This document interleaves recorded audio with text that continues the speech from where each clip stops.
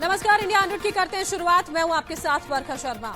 जम्मू कश्मीर के कुलगाम में बीजेपी नेताओं पर आतंकी हमला हुआ। बीजेपी युवा मोर्चा के महासचिव फिदा हुसैन समेत 3 की हत्या कर दी गई। कुलगाम में बीजेपी नेताओं के पार्थिव शरीर को सुपुर्द खाक किया गया। परिजनों का रो रो कर बुरा हाल। हमले की जिम्मेदारी आतंकी संगठन द रेजिस्टेंस फ्रंट ने ली। यह आतंकी संगठन लश्कर-ए-तैयबा के अंतर्गत काम करता है। बीजेपी नेताओं की हत्या पर भी मोदी ने ट्वीट कर शोक व्यक्त किया और लिखा कि युवा नेता अच्छा काम कर रहे थे, भगवान उनकी आत्मा को शांति दे। बीजेपी अध्यक्ष जेपी नड्डा ने भी नेताओं की हत्या पर दुख जताया, कहा कि बलिदान व्यर्थ नहीं जाएगा। जम्मू कश्मीर के उपराज्यपाल मनोज सिन्हा ने बीजेपी नेताओं की हत्या पर दुख जताया और कहा कि दोषियों को किसी भी कीमत पर बख्शा नहीं जाएगा। पुलवामा हमले में पाकिस्तान का बड़ा कबूलनामा। पाक मंत्री फवाद चौधरी बोले, पुलवामा में सीआरपीएफ के काफिले पर हुए हमले में पाकिस्तान का था हाथ। फवाद चौधरी ने पुलवामा हमले का श्रेय इमरान खान और उनकी पार्टी पीटीआई को दिया, हालांकि बाद में अपनी बात से पलट गए। फवाद चौधरी के बयान पर केंद्रीय मंत्री वीके सिंह ने पलटवार किया और कहा कि आखिरकार पाकिस्तान ने माना कि वो आतंकियों को पनाह देता है। बिहार के मुंगेर में हिंसा के बाद मुंगेर समेत आसपास के जिलों में भी अलर्ट जारी। मुंगेर में जगह जगह भारी पुलिस फोर्स तैनात की गई। चुनाव के मद्देनजर आसपास के जिलों में भी चौकसी बढ़ा दी गई है। पूरे मामले में चुनाव आयोग की नजर। बिहार के सियासी रण में अब आरक्षण का नया दांव खेला गया। सीएम नीतीश कुमार ने आबादी के हिसाब से आरक्षण की वकालत की।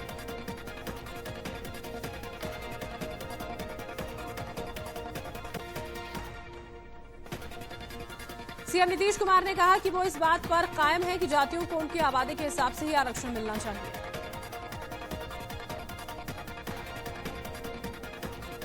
बिहार में आज रक्षा मंत्री राजनाथ सिंह 4 जगहों पर चुनावी रैली करेंगे। भागलपुर, बेगूसराय, पूर्वी चंपारण और वैशाली में संबोधन उनका होगा।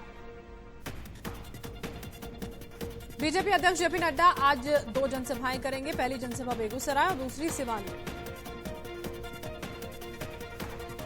तेजस्वी यादव की आज ताबड़तोड़ 15 रैलियां। तेजस्वी महागठबंधन प्रत्याशियों के समर्थन में जनसभाओं को करेंगे संबोधित। एलजेपी अध्यक्ष चिराग पासवान की आज धुआंधार 8 रैलियां। एलजेपी प्रत्याशियों के समर्थन में जनसभा। बिहार विधानसभा चुनाव के दौरान पश्चिम चंपारण में कांग्रेस की रैली के दौरान भारी भीड़ की वजह से मंच धराशायी हो गया और सभी गिर पड़े। बिहार के दरभंगा में कांग्रेस की चुनावी सभा के दौरान एक मंच टूटा।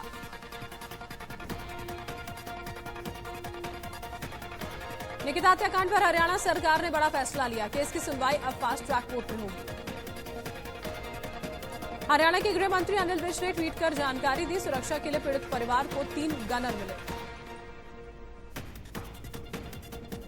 फरीदाबाद में निकिता के परिजनों ने इंसाफ की गुहार लगाई। दोषियों को सख्त सजा देने की मांग।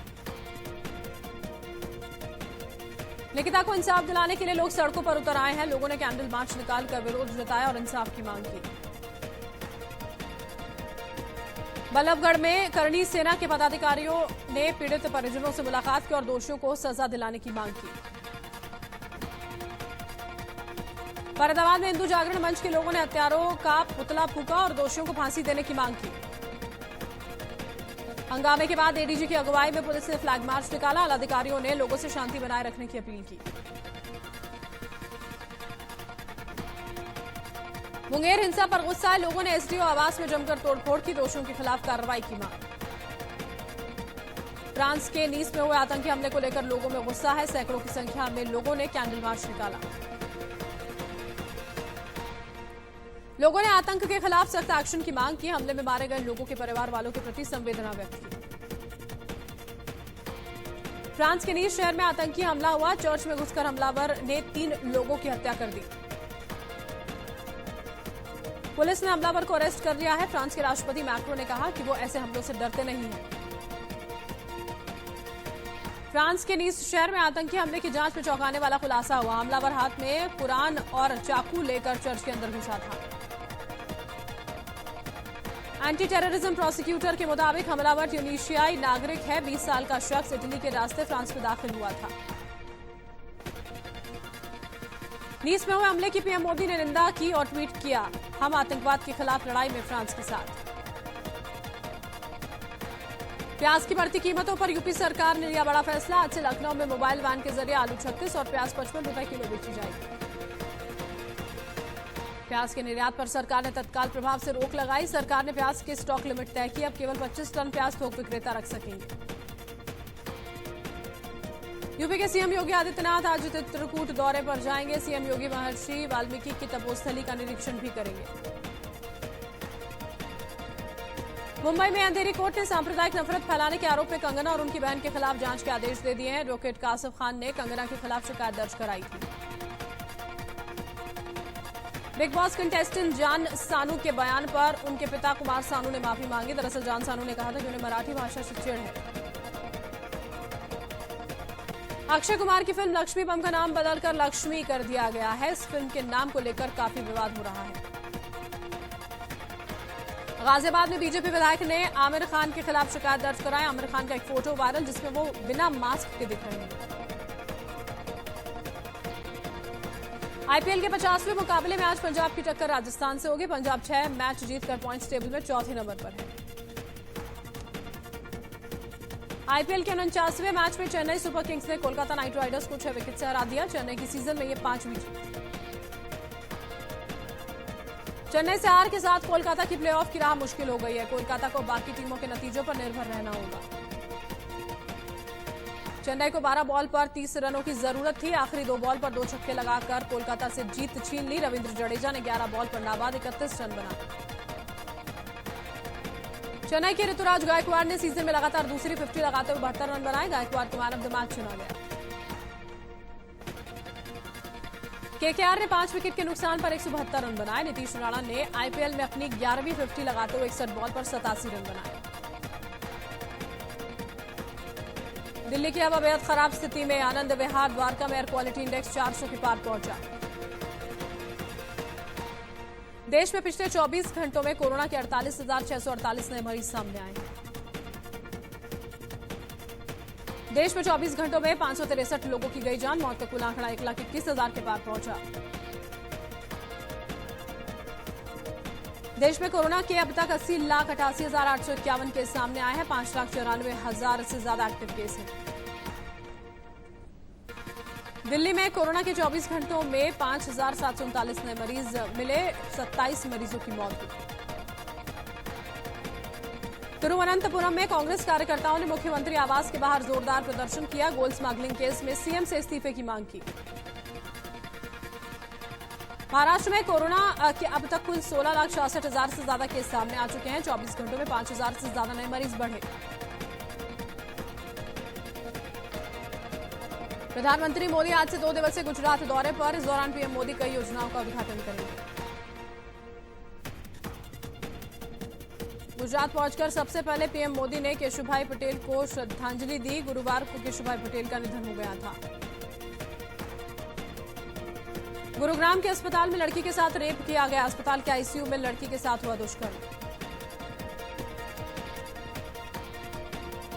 युवती इलाज के लिए यहां पहुंची थी। पुलिस ने अस्पताल की सीसीटीवी फुटेज पर कब्जा यहां पर उसे कब्जे में लिया है। गाजियाबाद के नेशनल हाईवे पर केमिकल फैक्ट्री में आग लगने से हड़कंप मचा। लाखों का केमिकल जलने की आशंका है। केमिकल फैक्ट्री में कड़ी मशक्कत के बाद आग पर काबू पाया गया। पिछले साल भी इस केमिकल फैक्ट्री में लगी थी आग। उत्तर प्रदेश में मैनपुरी में जमीन विवाद में दबंगों ने खेत में जमकर फायरिंग की। गोलीबारी की वजह से मौके पर लोग दहशत में आ गए। सहारनपुर में 2 गुटों के बीच जमकर मारपीट हुई। गाली देने को लेकर दोनों गुटों में विवाद हुआ था। पुलिस मामले की तफ्तीश कर रही है। गुरुग्राम में एक युवती से अस्पताल में रेप का मामला सामने आया है। पीड़ित के पिता ने पुलिस से मामले की शिकायत की। गाजीपुर में बीएसपी नेता ने आत्महत्या कर ली। सुसाइड नोट में लिखा कि 2022 विधानसभा चुनाव के लिए पार्टी ने 2 करोड़ रुपए की मांग की थी। बाराबंकी में एक नहर से युवती का शव बरामद हुआ। युवती का शव एक बोरे में बंद था। पहचान नहीं हो सकी है। मेरठ में धमाके के बाद पुलिस हरकत में आई। इलाके में छापेमारी करते हुए पटाखों का जखीरा बरामद। अलीगढ़ में बेटे ने अपनी मां को ईंट से पीट पीट कर मार डाला। आरोपी बेटे की दिमागी हालत ठीक नहीं बताई जा रही है।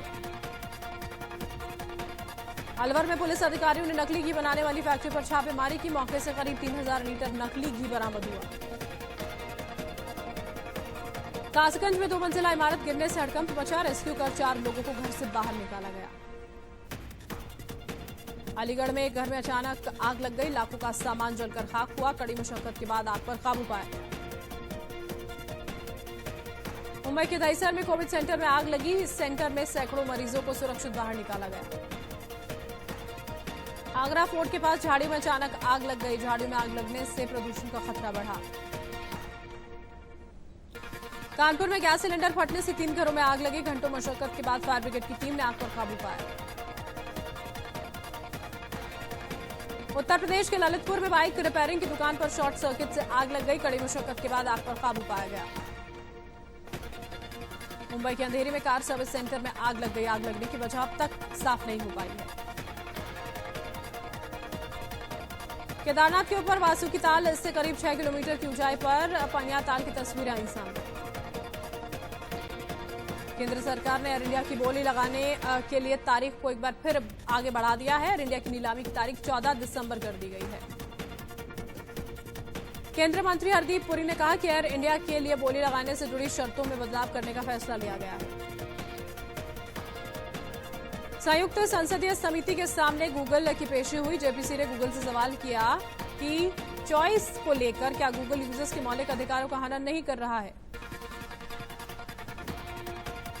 रिजर्व बैंक ने प्राइवेट सेक्टर के डीसीबी बैंक पर 22 लाख रुपए का जुर्माना लगाया है। बैंक पर मार्केटिंग के नियमों के उल्लंघन का आरोप।